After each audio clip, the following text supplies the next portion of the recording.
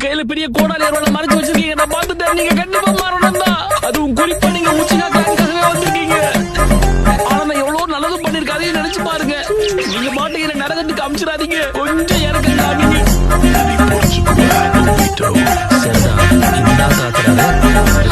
லேசா பேச்சு கொடுத்ததுக்கு இன்னைக்கு கூட பேசி